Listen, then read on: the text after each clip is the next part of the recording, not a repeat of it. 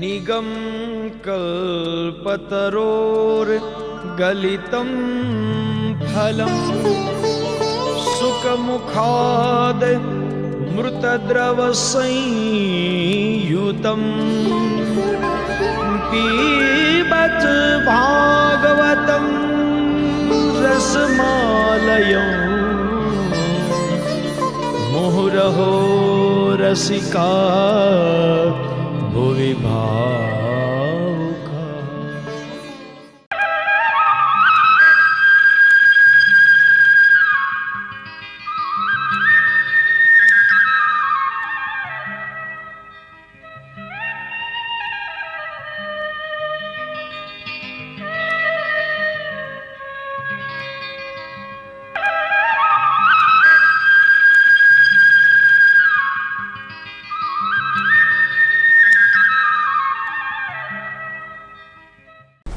પછી પરીક્ષિત મહારાજ ને સુખદેવજી મહારાજ કથામાં આગળ લઈ જાય છે. એક દિવસે ઇન્દ્રને અભિમાન આવ્યું. જેવું અભિમાન આવ્યું એવા દુર્વાસા મુનિ પ્રગટ થયા. તરત જ ઇન્દ્ર પોતાના ઐરાવત ઉપર ચડીને આમ સવારી કાઢીને જતો હતો અને એ જ સમયે એને આમ પોતાના હોદ્દાનું અભિમાન છે દુર્વાસા મુનિ સામે આવ્યા. દુર્વાસા મુનિએ પુષ્પની માળા ઇન્દ્રને અર્પણ કરી. ઇન્દ્રએ અભિમાનમાં ને અભિમાનમાં એ માળા કાઢીને પેલા હાથીને પહેરાવી દીધી. જે હાથી ઉપર બેસતો હતો એના હાથીએ એ માળા પોતાના સૂંઢથી ફંગોળીને ફેંકી દીધી. અને દુર્વાસા મુનિ તો આપણને ખબર છે ખૂબ જ ગુસ્સાવાળા, ક્રોધ આવી ગયો, મારું અપમાન કર્યું, મારા આશીર્વાદનો તે અનાદર કર્યો. એમને ગુસ્સો આવ્યો. એને કહ્યું, ઇન્દ્ર, તને જેનું આ અભિમાન છે તે તારી સત્તા, તારું ઇન્દ્રાસન, તારું રાજ્ય, આ બધાનો નાશ થશે. આ બધાનો નાશ થશે. અને એ જ વખતે એના શાપને કારણે આ વખતે દેવો ઉપર જ્યારે દાનવોએ ચડાઈ કરી, દેવ દાનવો વચ્ચે યુદ્ધ થયું. દુર્વાસાના શાપને કારણે દેવોની હાર થઈ.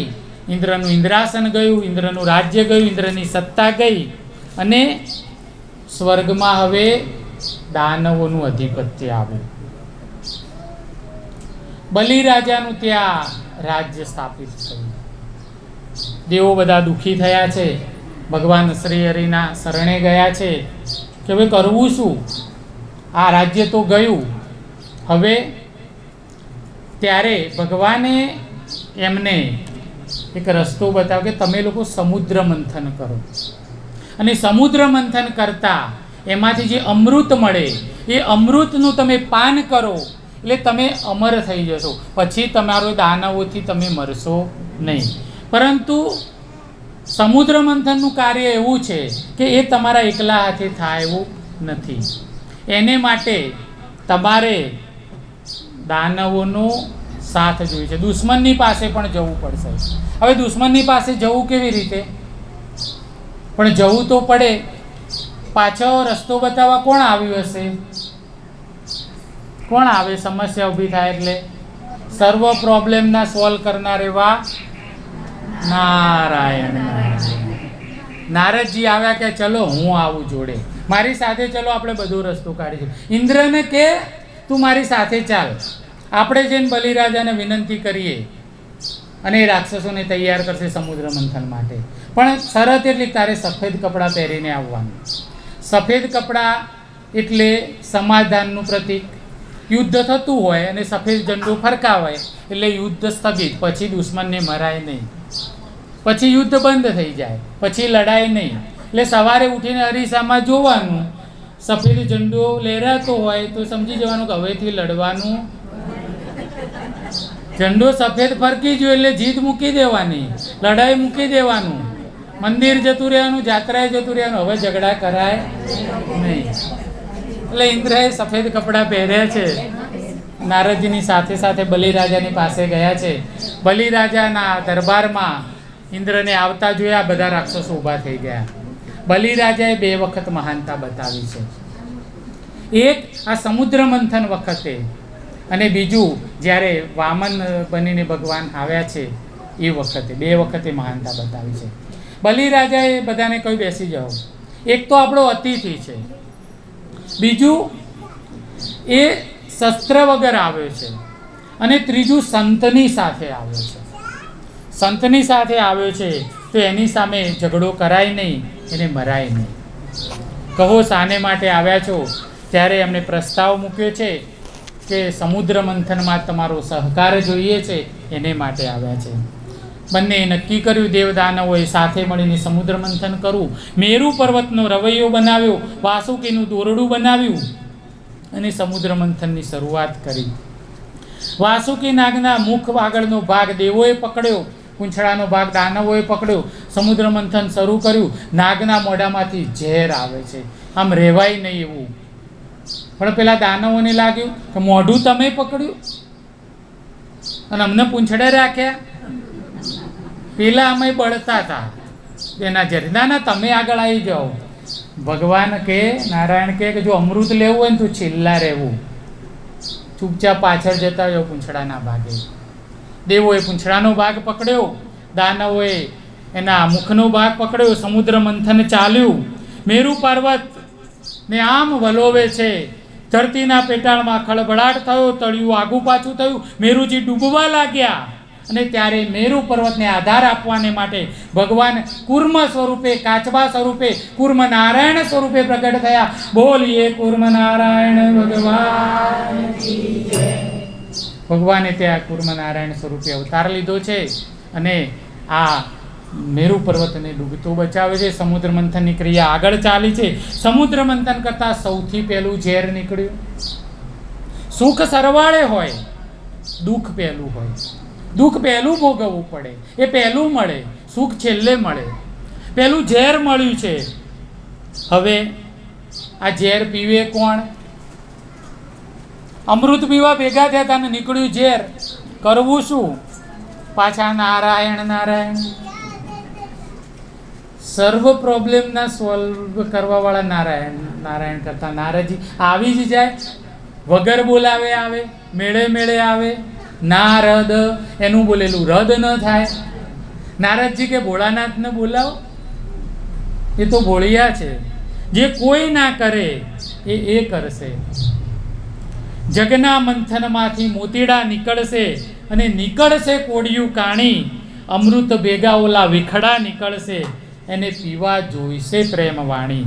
સંતો મારા જાશે તે મનખો માણી, જેને કીધી આત્મની ઓળખાણી. આ જે ઝેર પીવે ને એ દેવ બની શકે. સમુદ્ર મંથનમાંથી જે ઝેર નીકળ્યું એ ભેગા મળીને બધાએ મહાદેવજીને પ્રાર્થના કરી અને લોકોના કલ્યાણને માટે, પૃથ્વીના આપણા સૌના કલ્યાણને માટે એ ઝેર પીવાને માટે શિવજી તૈયાર થયા છે. અમૃત પીવે તે દેવ અને ઝેર પીવે તે દેવોનો દેવ મહાદેવ. મહાદેવજીએ ઝેર ઘટાવા જેવો આમ બાળકો હાથમાં લીધો, આમ કરીને આમ ઘૂંટડા પીવા ઝેર પીવે છે. એક મજાકની વાર્તા છે. પવનનું ઝોકું આવીને એમાંથી થોડા છાંટા પૃથ્વી પર પડ્યા. ઝેરના થોડા છાંટા પૃથ્વી ઉપર પડ્યા. પૃથ્વી ઉપર ઉભા બધા આમ ઊંચે જોતા હતા. આ બધું ચાલુ. આ જે ઝેરના છાંટા પડ્યા કેમ પડ્યા ખબર છે? આપણા બધા જ સમાજના, બધી નાતના પ્રમુખોના મોઢામાં. બધાને સરખી રીતે વેચી આપ્યું ભગવાને. કોઈની આંખમાં ઝેર આવીને, કોઈની જીભમાં ઝેર આવીને, કોઈના હાથમાં ઝેર આવી. હવે કોનું શું એ મારે કહેવું નથી, કારણ કે તમને બધાને ખબર છે. બધાને આપણે એક નાતવાળા બીજાને કહેતા જાય કે આની તો આંખમાં ઝેર હોય ને પેલાની જીભમાં ઝેર હોય ને. રાધે રાધે. આ બધું આવ્યું. પછી આગળ જતા કામધેનુ ગાય નીકળી, એ ઋષિઓને આપી. ઉચ્ચ શ્રેવા અશ્વ બલિરાજાને આપ્યો, દાનવોને આપ્યો. ઐરાવત હાથી ઇન્દ્રને આપ્યો. કૌસ્તુભમણી ભગવાને શ્રીહરિને આપ્યો. કલ્પવૃક્ષ નીકળ્યું. પછી મદિરા નીકળી. દાનવ કે હવે અમારો વારો. એમને ખબર ના પડે મૂર્ખાઓને શું લેવું છે. માગીને ખરાબ વસ્તુ જ લીધી છે. રાહ ના જુઓ પેલા વેચતા હોય. તારું નીકળ્યું, મદિરા એણે લીધી. પછી કલ્પવૃક્ષ નીકળ્યું, દેવોના ભાગમાં ગયું. અપ્સરાઓ દેવોને મળી. પછી સાક્ષાત લક્ષ્મીજી પ્રગટ થયા. લક્ષ્મીજી પ્રગટ થયા એટલે બધા ઊભા થઈ ગયા લેવાને માટે, કારણ કે એ તો બધાને જોઈએ. હવે શું કરવું? નારાયણ નારાયણ. નારદજી કે સ્વયંવર કરાવું. લક્ષ્મીજીને હાથમાં માળા આપી બધાને કે બેસી જાઓ. લક્ષ્મીજીએ જઈને ભગવાન વિષ્ણુના ગળામાં માળા પહેરાવી. બોલીએ લક્ષ્મી નારાયણ દેવ કી જય.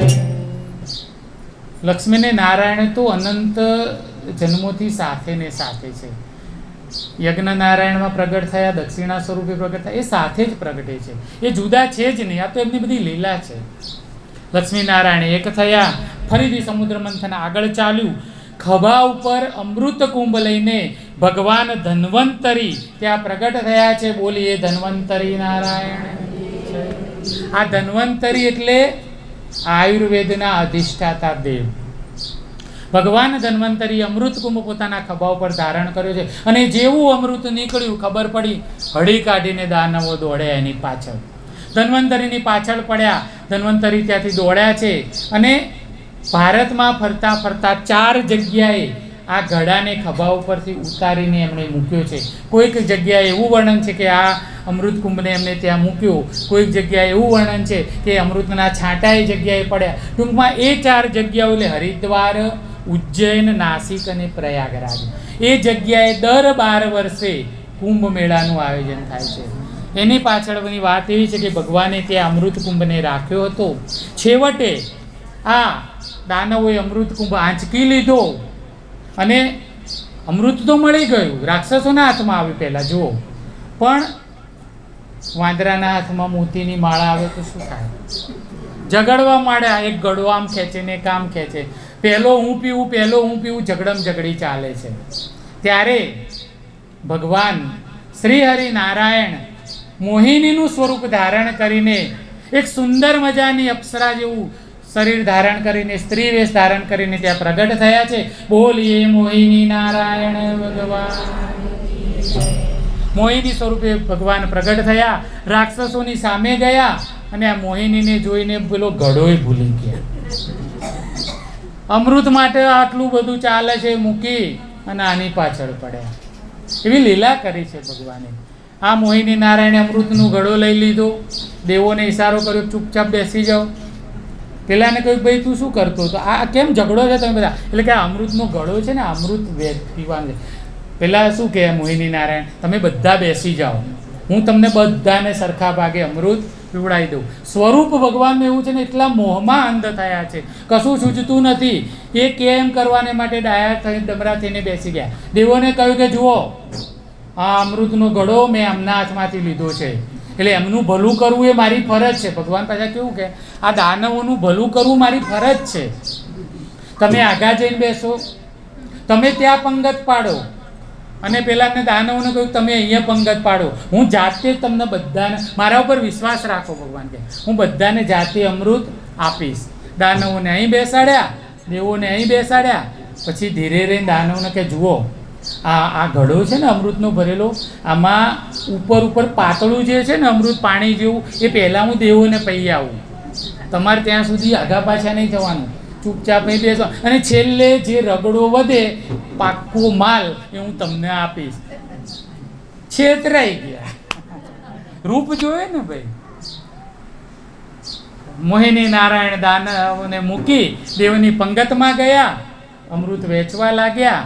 વેચતા વેચતા છેલ્લે પહોંચે છે. હવે સૂર્ય અને ચંદ્ર બાકી રહ્યા છે, અને આ બાજુ પેલો રાહુ હતો રાક્ષસોની વચ્ચે, એને વહેમ આવ્યો કે નક્કી કંઈક ગોટાળો લાગે. ઊભો થઈને જઈને સૂર્ય અને ચંદ્રની વચ્ચે મોઢું છુપાવીને બેસી ગયો. ભગવાને જેવું આમ એકદમ ધાર કરી દીધી અને ખબર પડી કે આ તો રાક્ષસ આવ્યો છે, પણ પંગત તોડાય નહીં. ભગવાનનો નિયમ. એટલે ભગવાને એને સૂર્યને આપ્યું, એને આપીને તરત ચંદ્રને આપ્યું. સૂર્યચંદ્રએ તરત ઈશારો કર્યો કે આ તો આટલું બોલવા ગયા. ભગવાને સુદર્શન ધારણ કર્યું ને રાહુનું મસ્તક કાપી નાખ્યું. પણ અમૃતનો એક ગુંટડો એના ગળામાં ગયો, આટલાથી ઉપરનો ભાગ એ ચિરંજીવ થઈ ગયો, અમરત્વ પ્રાપ્ત કરી ગયો. બાકીના શરીરનો નાશ થયો. બ્રહ્માજીએ એને ગ્રહ તરીકે સ્થાન આપીને આજે પણ સૂર્ય અને ચંદ્રએ ચાડી ખાધેલી, એટલે એમની પાછળ દોડે છે થઈ જવા માટે. એટલે આ પ્રમાણે ભગવાને મોહિની નારાયણનો અવતાર લીધો. જેવું રાહુનું મસ્તક વઢાયું, રાક્ષસો ઊભા થઈ ગયા, દગો દગો કરીને બૂમાબૂમ થઈ ગઈ. અને પછી દેવદાનવોનું મહાયુદ્ધ થયું. આ વખતે દેવો જીત્યા અને દાનવો હાર્યા. ફરી પાછા ત્યાં સ્વર્ગમાં દેવતાઓનું રાજ્ય થયું છે. હવે ફરી સ્વર્ગ મળ્યું છે. આ બાજુ નારદજી ફરતા ફરતા એકવાર શિવજીની પાસે ગયા. શંકર ભગવાને જેટલા જેટલા અવતાર લીધા બધાના દર્શન કર્યા છે. પણ જ્યારે ભગવાને મોહિની નારાયણનો અવતાર લીધો ત્યારે ભગવાન ત્યાં હાજર નહોતા. શંકર ભગવાને જઈને કહ્યું કે તમે મોહિની નારાયણનું સ્વરૂપ જોયું છે? કે એ તો મારે રહી જ ગયું ભગવાન કે. પાર્વતીને કે ચલો વૈકુંઠમાં આપણે મોહિની નારાયણના દર્શન કરવા જઈએ. વિષ્ણુની પાસે ગયા. પ્રભુ કેમ આવું થયું કે તમારા દર્શન માટે આવ્યો છું? હું તો કે તમે મારા હૃદયમાં ને હું તમારા હૃદયમાં, આપણે તો એકબીજાના પાસે છીએ. પણ કે મારે તમારા મોહિની નારાયણના સ્વરૂપના, મોહિની સ્વરૂપના દર્શન કરવા છે. એ લીલા મારે જોવાની રહી ગઈ છે. મોહિની લીલા કેવી હશે એ અહીંયા સમજવાનું છે. ત્યારે ભગવાન પરમાત્માએ શ્રી હરિનારાયણે મોહિનીનું સ્વરૂપ ધારણ કર્યું. એવું સુંદર સ્વરૂપ છે. ત્યારે ભગવાન શિવજી પણ ભાન ભૂલી ગયા.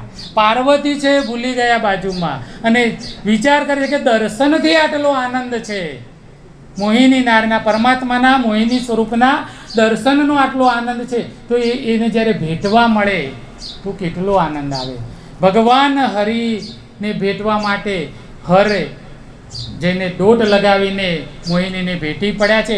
હરિને હરનું મિલન થયું છે. અને ત્યાં હરિ કહેતા વિષ્ણુ અને હર કહેતા શિવ બંને એકરૂપ થયા છે. અડધું શરીર હરિનું અને અડધું શરીર હરનું. અડધા શિવ અને અડધા વિષ્ણુ. હરિહર સ્વરૂપ ત્યાં પ્રગટ થયું છે. બોલીએ હરિહર ભગવાન કી જય. આપણે આરતી ગાઈએ છીએ ને, જય હરિહર કરીએ છીએ ને, વાગાંબર પીતાંબર બધું. હમણાં સમય એ હરિહરનું ભારતમાં એકમાત્ર મંદિર છે, દક્ષિણ ભારતમાં હરિહર ક્ષેત્ર. અને ત્યાં આગળ જે ભગવાનના શ્રીઅંગના દર્શન છે તેમાં અડધું શરીર શિવજીનું છે, અડધું નારાયણનું છે. અડધું શ્રીઅંગ ગૌર છે, અડધું શ્રીઅંગ શ્યામ છે. એક હાથમાં શંખ અને ચક્ર છે, એક હાથમાં ત્રિશૂલ અને માળા છે. એક અડધો સોનાનો મુકુટ છે ને અડધો જટા મુકુટ છે.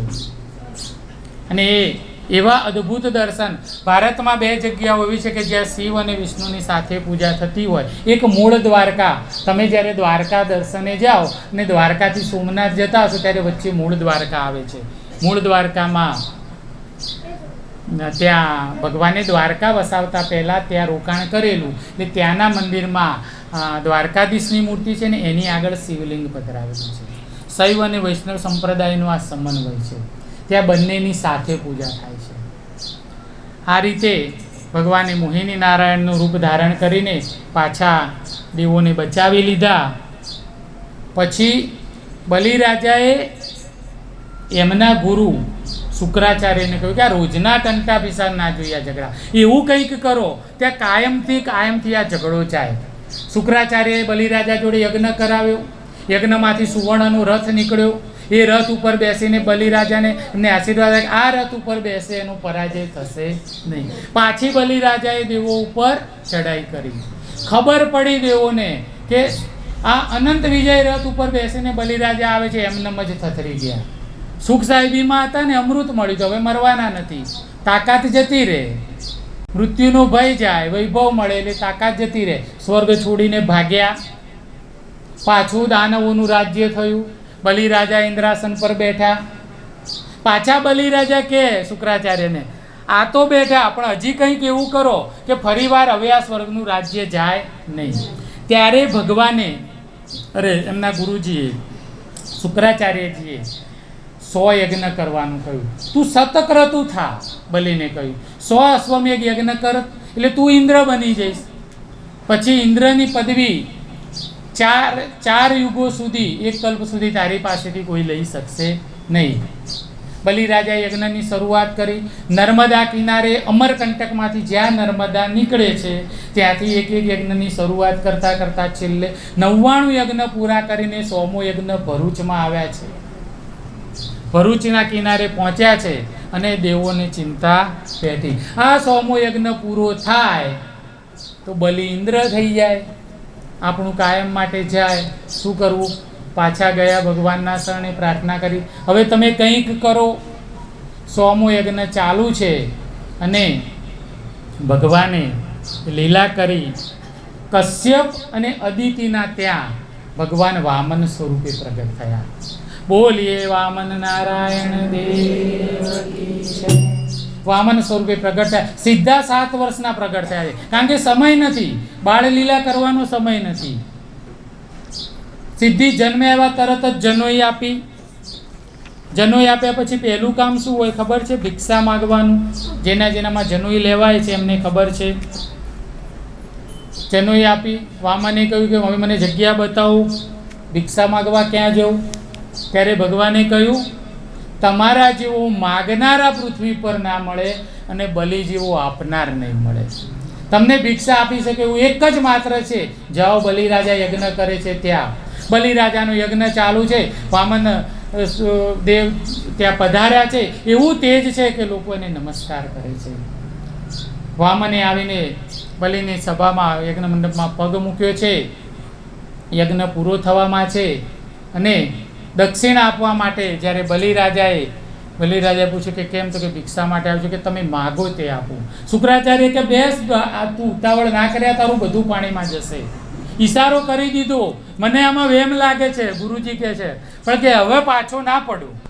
મારા આંગણે ભગવાન પણ માગવા આવે ને તો આજે ભલે બધું જતું હોય પણ એને હું આપીશ. અને પ્રસિદ્ધ કથા આપણને ખબર છે, 3 ડગલામાં ભગવાને, પહેલા ડગલામાં પૃથ્વી, બીજા ડગલામાં આકાશ અને ત્રીજું ડગલું ક્યાં મૂકવું? બલિને પૂછ્યું. મસ્તક નમાવીને ભગવાનના ચરણમાં બલિરાજા બેસી ગયા છે. ત્રીજું પગલું બલિના મસ્તક પર પધરાવ્યું, બલિને પાતાળમાં ચાંપ્યું, પણ એનો વધ નથી કર્યો. કારણ પ્રહલાદજીના વંશમાં બલિરાજા જન્મ્યા છે અને પ્રહલાદજીને વચન આપ્યું હતું કે તારા વંશમાં હું કોઈનો વધ કરીશ નહીં. પણ ભગવાન આજે વામન બન્યા, નાના બન્યા. માગવા વાળો વિરાટ હોય ને, પણ માગે એટલે નાનો બને. ભગવાને પણ માગવા માટે નાના બનવું પડ્યું છે. ભગવાને બલિરાજાને પ્રસન્ન થઈને વરદાન આપ્યું કે તમે તમારો મેં આજે અપરાધ કર્યો છે અને દગાથી તમને હરાવ્યા છે, એના માટે હું પાતાળનું રાજ્ય તમને આપું છું. બલિરાજાને પાતાળનું રાજ્ય આપ્યું અને એના દ્વારપાળ થઈને ભગવાન વિષ્ણુ ત્યાં રોકાઈ ગયા. હવે પાછા વૈકુંઠમાં ગયા નહીં. પાછા નારદજી ફરતા ફરતા લક્ષ્મીજી જોડે ગયા. લક્ષ્મીજી રડે છે કે તમારા ભાઈ જ્યાં તે આયા જ નહીં. એ તો ક્યારના ગયા છે, તે ગયા વળીને દેખાતા જ નથી. એ તો કે પેલા બલિરાજાના ચોકીદાર થઈને બેઠા. વચન આપી દીધું છે હું તો તારો ચોકીદાર થઈને રહીશ, તમે કંઈક કરો ને છોડાવો. લક્ષ્મીજી ગયા, બ્રાહ્મણીનું સ્વરૂપ લીધું. બલિરાજાને ધર્મની બેન બન્યા અને રાખડી બાંધી. શ્રાવણ સુદ પૂર્ણિમાનો એ દિવસ રાખડી બાંધી. ભાઈ પાછા દયાળુ, બોલ બેન માગે આપું, આ તમારો ચોકીયાત મને આપી દો. નારાયણ નારાયણ. લક્ષ્મીજીએ બલિરાજાની પાસે વીરપસલીમાં નારાયણને માગી લીધા. લક્ષ્મી નારાયણ દેવ ભગવાનને લઈને વૈકુંઠમાં આવ્યા અને એ દિવસની યાદમાં આપણે રક્ષાબંધન મનાવીએ છીએ. પછી વ્યાસજી આજે અહીંયા 9મા સ્કંદમાં આપણને પ્રવેશ કરાવે છે. 9મા સ્કંદમાં વંશાનુવાદની કથા છે. 9મા સ્કંદમાં સૂર્યવંશ, ચંદ્રવંશ અને અગ્નિવંશની કથા આવે છે. અગાઉ મેં કહ્યું તેમ 3 વંશ થયા, એમાં એક થયો સૂર્યવંશ. સૂર્યવંશમાં આગળ જતા સગર રાજા થયા, ભગીરથ થયા, દિલીપ થયા, રઘુ થયા, અજ થયા. એટલા પ્રતાપી રાજાઓ સૂર્યવંશમાં થયા છે કે પહેલાં એનું નામ સૂર્યવંશ હતું, પણ આગળ જતાં એ વંશનું નામ બદલાયું છે. જુઓ, સૂર્યવંશ, ચંદ્રવંશ અને અગ્નિવંશ ત્રણેય વંશમાં એક એક રામ થઈ ગયા. સૂર્યવંશમાં જે રામ થયા એ કૌશલ્યાનંદન રામ. ચંદ્રવંશમાં પણ રામ થયા, કૃષ્ણના ભાઈ બલરામ, એમનું નામ રામ હતું, પણ એ બહુ જ બળવાન હતા એટલે બલરામ કહેવાય. અને અગ્નિવંશમાં જે રામ થયા એ ભાર્ગવ રામ, ભૃગુ ઋષિના ભૃગુવંશના કારણે એ ભાર્ગવ રામ કહેવાયા, જેમણે પરશુ હાથમાં ધારણ કર્યું એટલે પરશુરામ કહેવાય. બોલીએ પરશુરામ ભગવાન કી જય. અહીંયા ભૃગુવંશમાં પરશુરામનો જન્મ થયો અને સૂર્યવંશમાં બ્રહ્માજીના માનસ પુત્રોમાં મરીચી ઋષિ હતા. મરીચીના કશ્યપ ઋષિ થયા. કશ્યપની 13 પત્નીમાં અદિતિ અને અદિતિ, અદિતિના દેવ થયા 12 પુત્રો. એ 12 પુત્રો દેવ થયા. અહીંયા સૂર્યવંશની શરૂઆત થઈ. સૂર્યનારાયણની 2 પત્ની સંજ્ઞા અને છાયા. આ સંજ્ઞા દેવીને આપણા ગુજરાતમાં રન્ના દેવી પણ કહે છે, અને રન્ના દેવીનું બીજું નામ એટલે રાંદલમાં. ઘોર અંધારી રે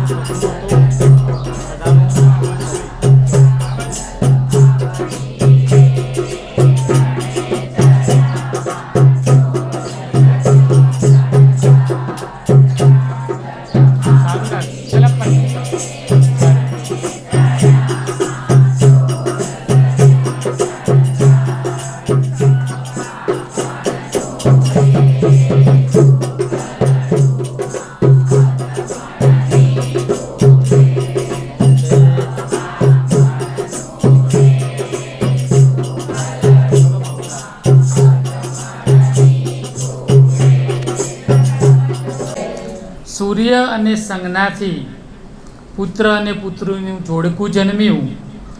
એ 2 ભાઈ બહેનનું નામ છે યમ અને યમુના. યમરાજાની આપણને ખબર છે, અને એની પુત્રીનું નામ છે યમુના, જે કૃષ્ણ ભગવાનની બાલ સખી, પ્રિય સખી. બોલીએ યમુના મહારાણી કી જય. શ્રાદ્ધદેવ પણ સૂર્ય અને સંજ્ઞાના પુત્ર છે. છાયા નામની જે પત્ની હતી એનાથી 3 સંતાન થયા, શનિ, સાવરણી અને તપ્તી. શનિદેવ પણ સૂર્યના પુત્ર છે, પણ આ દીકરો એવો નઠારો પાકે ને બાપનું એ ના માને. શનિથી આપણે બધા બીએ ને, એ કોનું માને? એકલા હનુમાનજી મહારાજનું. હનુમાનજીનો જન્મ મંગળવારે અને આપણે પૂજા કરીએ શનિવારે. કેમ? ભાઈ એમનો જન્મ તો મંગળવારનો છે, કારણ કે એનાથી શનિ ઠેકાણે રહે છે, એટલે શનિને ઠેકાણે રાખવા હનુમાનજીની પૂજા શનિવારે કરે, બાકી જન્મ તો મંગળવારે છે. હવે આ તપ્તી એ ખૂબ તપશ્ચર્યા કરી, અને એવું કહેવાય છે કે એની તપશ્ચર્યાથી એના જે પરસેવાનો રેલો નીકળ્યો એમાંથી એક નદી ઉત્પન્ન થઈ, જેના કાંઠે સુરત નગર વચ્યું છે. એ તાપી નદી, એ સૂર્યપુત્રી છે. એ તાપી નદી, તપ્તી પરથી તાપી નદી જેનું નામ પડ્યું. બીજા સૂર્યદેવને 8 સંતાનોમાં 2 અશ્વિની કુમારો થયા. સૂર્યનો પુત્ર શ્રાદ્ધ, જે મનુ કહેવાયો, મનુના 10 બાળકો થયા. મનુનો એક પુત્ર ઇક્ષ્વાકુ, એટલે ઇક્ષ્વાકુ વંશની શરૂઆત થઈ.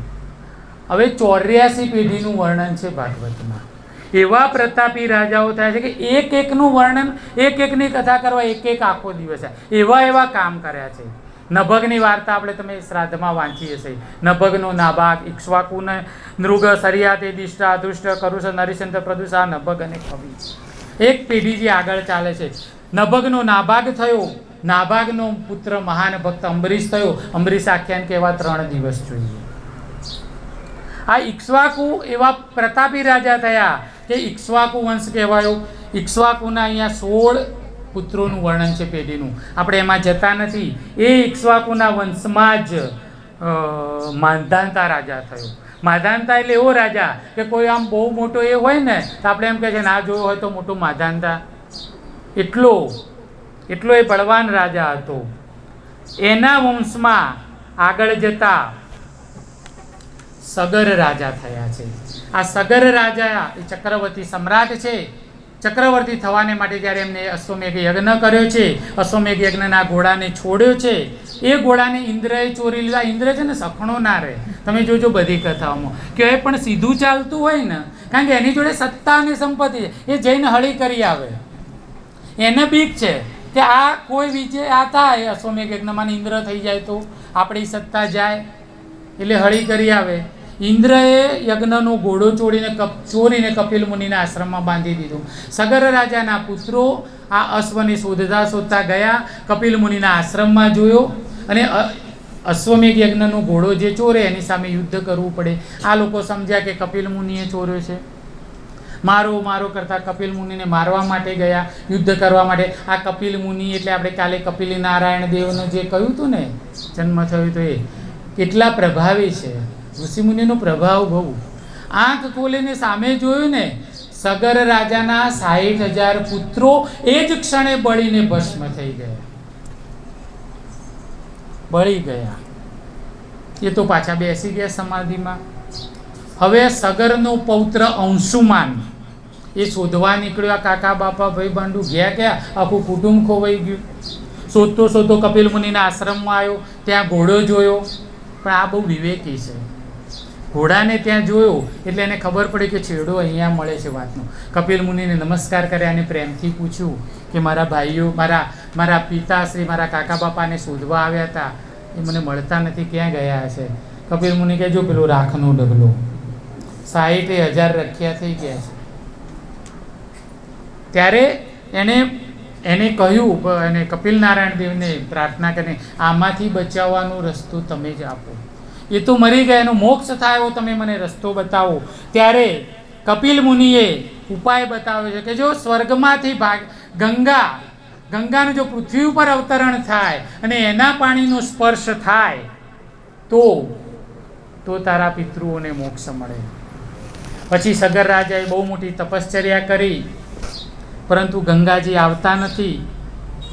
સગરના પુત્ર એટલે અંશુમાને તપસ્યા કરી. અંશુમાનના પુત્ર દિલીપ થયા. દિલીપ એટલે કહું છું ને, એકની આ ભગવાન રામ આવે ને એની 5 પેઢી તમે વાવ, 5 પેઢીનું પુણ્ય હોય ને ત્યારે આવે. એકની વાત કહેવામાં એટલું આમ આખા દિવસો જાય. આ દિલીપ રાજા એટલે એને ત્યાં પુત્ર નહોતો, વશિષ્ઠના આશ્રમમાં એની કામધેનુ ગાયની સેવા કરવા માટે રહ્યા છે. એને કહ્યું કે એની સેવા કરશો તો આશીર્વાદ મળશે, પુત્ર થશે. એ વશિષ્ઠ ઋષિની ગાય લઈને જ્યારે જંગલમાં ચરાવવાને ગયા ત્યારે એની પરીક્ષા કરવા માટે ભગવાન વાઘનું રૂપ લઈને આવીને ગાયને મારવા માટે જાય છે. ત્યારે એને રોક્યા અને કહ્યું છે કે તું મને ખાઈ લે, પણ આ ગાયને છોડી દે, મારા ઋષિની ગાય છે. ત્યારે ભગવાન પ્રગટ થયા છે અને કહે તું માગે તે આપું. ત્યારે મને ઋષિની આજ્ઞા છે કે મને એ જ આપશે. ત્યારે ગાય સ્વરૂપે ભગવાન હતા, પ્રગટ થઈને કહ્યું કે લે મારું દૂધ તું લઈ જા, તે મને બચાવી છે એટલે તારા ત્યાં પુત્ર થશે, મારું દૂધ તું લઈ જા. ત્યારે દિલીપ રાજાએ કહ્યું કે ના, તારા દૂધ ઉપર પહેલાં તારા વાછરડાનો અધિકાર છે, એ હું ન લઈ શકું. બીજો અધિકાર એના ધણીનો છે, વશિષ્ઠનો છે કે જેને તને રાખી છે એનો છે, એના ભાગનું દૂધ હું ન લઈ શકું. ત્રીજો અધિકાર એના બાળકોનો છે, એના ઘરનો છે. ચોથો અધિકાર એના આશ્રમમાં ભણતા વિદ્યાર્થીઓનો છે. ગુરુની આજ્ઞા થાય, ગુરુ મને આપે તો જ હું દૂધ લઈ શકું, એ ન લઈ શકું. આવા મહાન પ્રતાપી દિલીપ રાજાએ વર્ષો સુધી તપશ્ચર્યા કરી, ગંગાજી નથી આવ્યા. પછી એના પુત્ર થયા ભગીરથ. ભગીરથના પ્રયત્નોને લઈને ગંગાજી પ્રસન્ન થયા છે. ગંગાજી કહ્યું હું આવું તો ખરા, પણ મારા પ્રવાહને ઝીલવાવાળી એની તાકાત કોની છે? કોણ આ પ્રવાહને ઝીલી શકે? નારાયણ નારાયણ. પાછા નારદજી આવ્યા. નારદજીએ સોલ્યુશન બતાવ્યું. શિવજીને બોલાવું, દેવાદિદેવ મહાદેવ જેણે ઝેર પીધું હતું એ બધું પચાવી જાય. શિવજીને પ્રાર્થના કરી, શિવજી ત્યાં આવ્યા છે, પોતાની જટામાં ગંગાજીને ધારણ કરવાને માટે તૈયાર થયા છે. શિવજી સમાધિ લગાવીને બેસી ગયા છે, આવવા દો.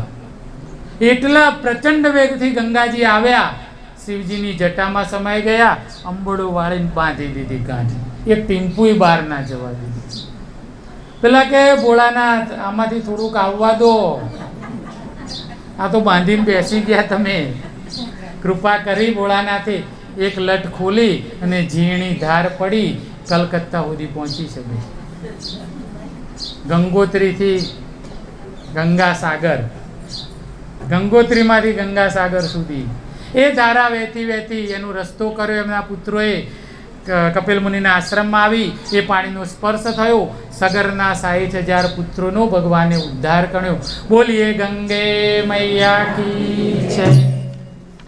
અહીંયા ભગીરથના વંશમાં શ્રુત થયો, નાભ થયો, સિંધુદીપ થયો, અયુક્તાયુ થયો, ઋતુપર્ણ થયો, સર્વકામ થયો, સુદાસ થયો, કલ્માસપાદ થયો, એનો પુત્ર અસ્મક થયો, એનો નારી કવચ. બહુ જ લાંબો વંશ છે. એનો પુત્ર રઘુ થયો. આ રઘુ રાજા પણ કેવા મહાન! યજ્ઞ કર્યો, સર્વ દક્ષિણા દાન કર્યું, બધી જ સંપત્તિ આપી દઈ, માટીનું વાસણ લઈને જમવા બેઠા છે.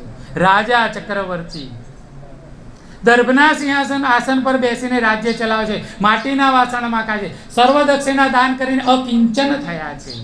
એના ગુરુજી કૌત્સ ઋષિ અને એનો શિષ્ય વરતંતુ એક દિવસ એમની પાસે આશ્રમના માટે જરૂરી દાન લેવાને માટે આવે છે.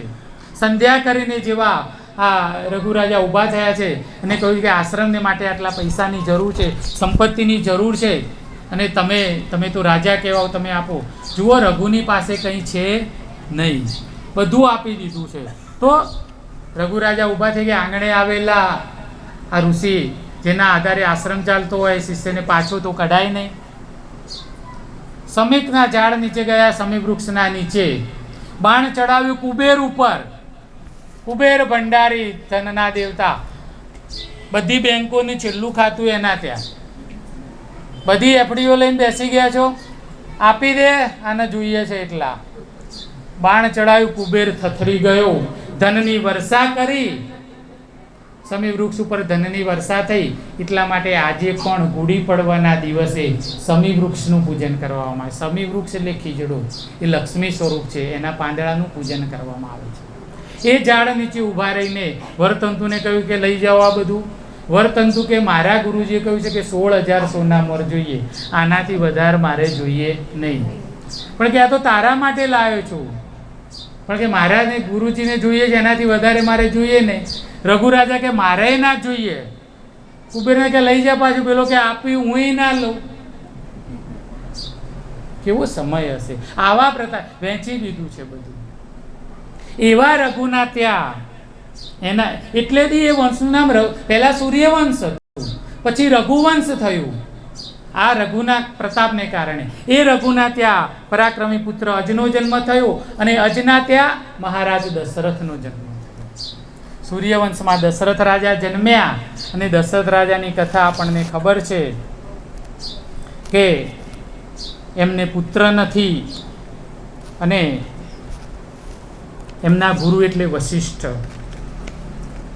પુત્રેષ્ઠી યજ્ઞ કર્યો છે. આ પુત્રેષ્ઠી યજ્ઞ કરતા વશિષ્ઠની આજ્ઞાથી એમને પુત્રેષ્ઠી યજ્ઞ કર્યો, અને યજ્ઞકુંડમાંથી અગ્નિદેવ ખીર લઈને પ્રગટ થયા છે. ખીર લઈને પ્રગટ થયા ત્યારે વશિષ્ઠ ઋષિએ આજ્ઞા કરી દશરથજીને કે તમારી 3 પત્નીઓ કૌશલ્યા, સુમિત્રા અને કૈકેયી, અડધી ખીર કૌશલ્યાને આપજો, અને જે અડધી છે એના 2 ભાગ કરીને અડધી સુમિત્રાને અને પછી એની કૈકેયીને આપજો. આ પ્રમાણે ખીરની વહેંચણી કરી. કૌશલ્યાને એક પાત્રમાં ખીર આપી, સુમિત્રાને એની અડધી, અને ત્રીજો ભાગ કૈકેયીને આપ્યો. કૈકેયીજીનું મોઢું ચડી ગયું.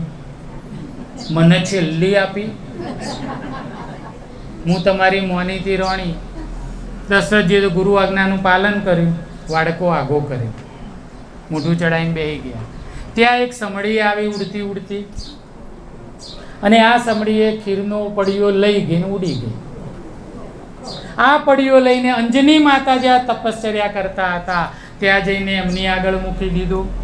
અંજની માતાએ પ્રસાદ સમજીને પી લીધો અને આ અંજની માતાની કુખે આ પ્રસાદના પરિણામે 9 માસ પછી હનુમાનજી મહારાજનું પ્રાગટ્ય થયું. બોલીએ બજરંગ બલી હનુમાન કી જય.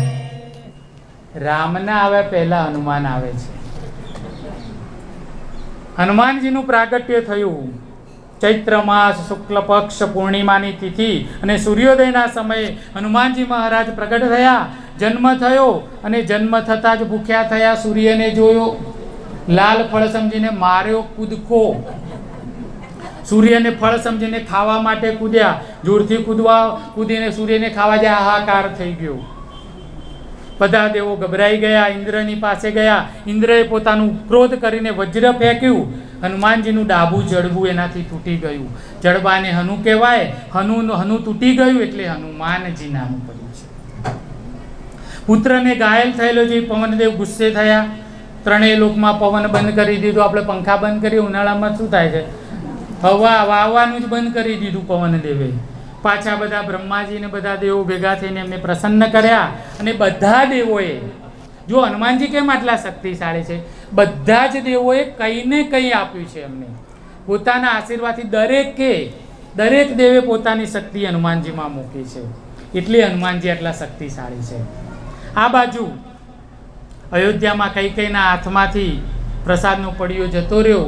દુઃખ લાગ્યું, પસ્તાવો પણ થયો. ત્યારે સુમિત્રા અને કૌશલ્યાએ પોતાના ભાગની ખીર એને આપી છે અને ત્રણેય સરખા ભાગે ખીર ખાધી છે. 9 માસ પરિપૂર્ણ થયા. પ્રાતઃકાળથી દેવો ગંધર્વો પ્રતીક્ષા કરે છે અને શિવજી તો જોશી બનીને અયોધ્યાની આ ગલીઓમાં આંટા મારે છે કે હમણાં ભગવાનનું પ્રાગટ્ય થાય અને જોશ જોયાલોનું બહાનું કાઢીને હું ઘૂસી જાઉં અને ભગવાનના દર્શન કરું. અનેક આંખો પ્રભુના પ્રાગટ્યના દર્શન માટે આતુર છે. ચૈત્ર માસ શુક્લ પક્ષ 9મી તિથિ પુનર્વસુ નક્ષત્ર મધ્યાહન કાળ માતા કૌશલ્યાની સન્મુખે ચતુર્ભુજ રૂપે ભગવાન શ્રી રામચંદ્રનું પ્રાગટ્ય થયું. બોલીએ રામચંદ્ર ભગવાન કી જય. ભયે પ્રગટ કૃપાલા દીન દયાલા કૌશલ્યા હિતકા હારી ભય.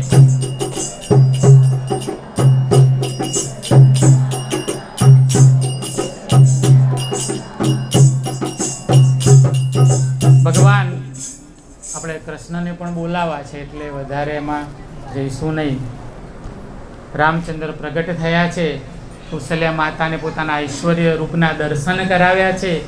માતાજીએ કહ્યું કે પ્રભુ મારે તો તમને ખોળામાં રમાડવા છે.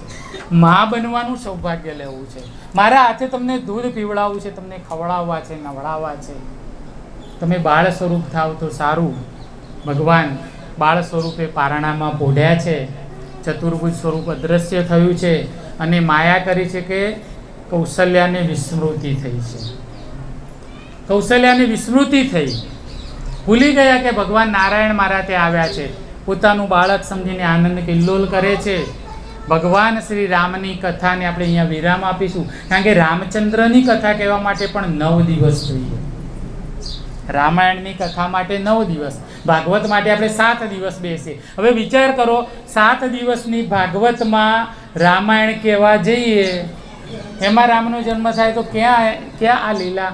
કારણ હરિ અનંત હરિ કથા અનંત, એની અનંત કથા છે.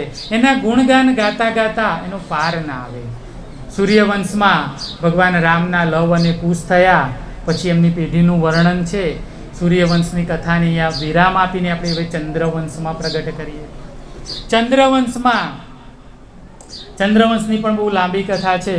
એમાં બહુ લાંબી વાતમાં નહીં જતા આપણે એટલું જોઈએ કે રુચિક સત્યવતી અને રુચિકનું લગ્ન થયું. એમનો પુત્ર જમદગ્નિ થયો. જમદગ્નિનો પરશુરામ થયો. એના વંશમાં પુરુરવા થયો. એ પુરુવંશ કહેવાયો. પુરુના વંશમાં શુદ્ધ, ઋતેયુ, સુમતિ, રેભ્ય વગેરે થયા. અને એ જ વંશમાં પુરુ પહેલાં પૌરવ વંશ કહેવાય. એ જ વંશમાં દુષ્યંત થયો. દુષ્યંત એટલે દુષ્યંત અને શકુંતલા, કાલિદાસે અભિજ્ઞાન શાકુંતલમની જે રચના કરી છે તે દુષ્યંત રાજા એ વંશમાં થયો. એ દુષ્યંત રાજાના શકુંતલા સાથે લગ્ન થયા. એનો પુત્ર ભરત થયો.